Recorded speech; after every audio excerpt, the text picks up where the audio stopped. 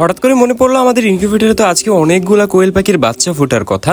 যখনই আমি ইনকিউবেটরের ভিতরে কান পেতে শুনতে গেলাম তখনই দেখতে পেলাম ইনকিউবেটরের ভিতরে ছোট্ট বাচ্চাগুলো চিচি করে আওয়াজ করতেছে। ইনকিউবেটর থেকে কোয়েল পাখির বাচ্চাগুলোকে নামানোর আগে আমার প্রথমে যে কাজটা করতে হয় সেটা হচ্ছে যে ওদেরকে নামানোর পরবর্তীতে যেন সুন্দর একটা জায়গার ভিতরে ব্রুডিং করতে পারি ওই ব্যবস্থাটা করা। যেহেতু ছোট্ট বাচ্চা ওদেরকে নামিয়ে তো যে কোনো জায়গায় রাখা যাবে না, ওদেরকে পরিষ্কার পরিচ্ছন্ন একটা জায়গার ভিতরে রাখতে হবে।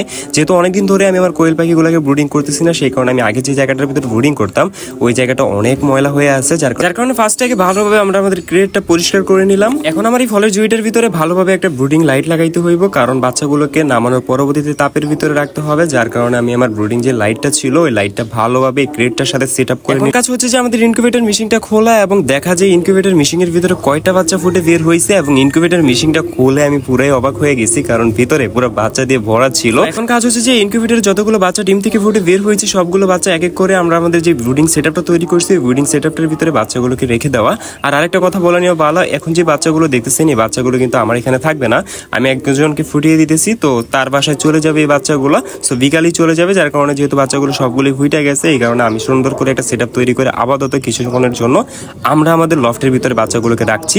সো এক এক করে বাচ্চাগুলোকে নামিয়ে দিলাম। এখানে অনেকগুলো সাদা সাদা বাচ্চা হয়েছিল এবং আমার হাত ভরে যাচ্ছিল বাচ্চাগুলো দিয়ে, দেখতে খুবই সুন্দর লাগতেছিল, খুবই কিউট কিউট বাচ্চাগুলো হয়েছিল। তো এখন যে বাচ্চাগুলো দেখতে পাচ্ছেন সর্বমোট এতগুলো বাচ্চা আমরা আমাদের ইনকিউবেটর থেকে আর কি নামিয়েছি এখন পর্যন্ত। আরো অনেকগুলো ডিম আছে, ওগুলো কিছু দিনের ভিতরে ফুটবে। সো আমি আগে থেকে খাবার এবং পানি রেডি করে রাখছিলাম, ওই খাবার এবং পানি আমরা আমাদের কোয়েল পাখির বাচ্চাগুলোকে দিয়ে দিচ্ছি। সো আজকের ভিডিও ছিল এই পর্যন্তই। ভিডিওটা কিরকম লাগছে অবশ্যই কমেন্ট করে জানাবেন। আজকের জন্য আল্লাহ হাফেজ গাইস।